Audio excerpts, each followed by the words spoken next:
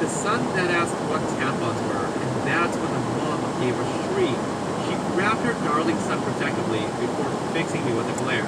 She says to me, "See what you did?" I responded with, "Whatever, lady," and get into my car, fully ready to drive away. But the mother just stood there looking at me as if I just booted a puppy. Something about it really ticked me off. So I wound my window down, and just as I pulled away, I gave her a cheery wave with the tampon box, and with a smile I said, "I'm off to stuff these up my vagina." The screeching was unintelligible over the sound of my engine, but I did not need to hear the words to know the vibe of what she said. Guys, at least her kid had the sense to realize that he needed to go to school and was late. Not like the boy would have known what that box was anyways. He's 6 years old, for crying out loud. He's not going to be asking anything about tampons. What do you guys think? Was it an overreaction, or should things like that be carried in a bag? Here I was, thinking that I'd run out of entitled people stories that don't involve my mother. But I'm back with yet another one. This happened a few days ago, and I'm recovering from abdominal surgery 12 days prior to when this happened. I was finally feeling up for shopping, and then there were things I needed from the hardware store.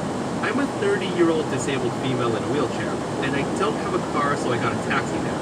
Mr. Taxi Man, who we'll call Bruce, dropped me off, and I went to do my thing. Nothing out of the ordinary. When I finished my shopping, I called to get the taxi back. It would be about a 15-minute wait, but it was a nice day, and I didn't mind waiting outside. As I was waiting, I noticed that someone was parked in the disabled parking space, but there was no disabled tags on the windscreen. It's annoying, but honestly, I didn't care at that point. I just wanted to get home. About 10 minutes later, I saw a middle-aged woman walk out of the store and went straight to the car.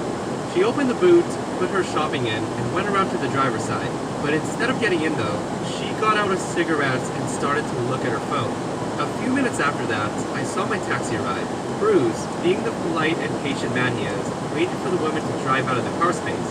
Karen knew he was waiting for her, and she was damn sure that she was parking illegally in the disabled parking space. But do you think she cared?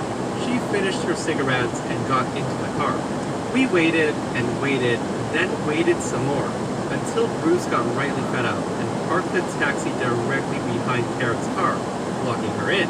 This is when things got interesting. Karen began to honk her horn repetitively for a few seconds before she got out of her car.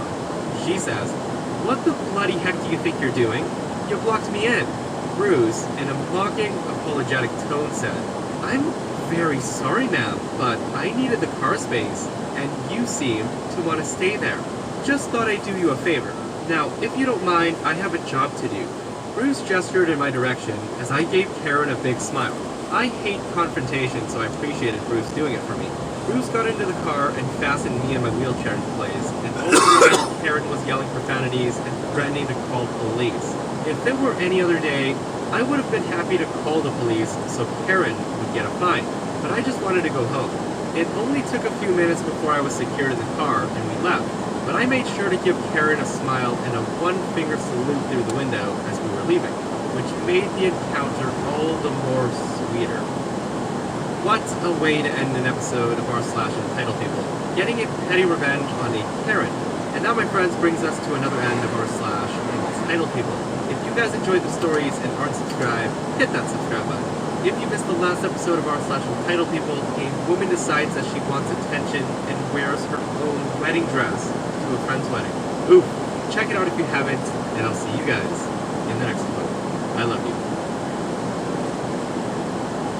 Hello, my wonderful, beautiful friends. Welcome back to r slash pro revenge. Where in this episode, you're going to hear 3 revenge stories. The first, a delivery driver gets fired because of OP, then goes after him. The second story, OP and his friends get revenge on a person who keeps blocking his car in. And we'll finish off with a story about why you should never be lazy in school and do your own work. But let's be real, who's never copied off anybody at school? My friends, I do hope you stay for the stories today and hit that subscribe button for future stories. Let's dive in, guys.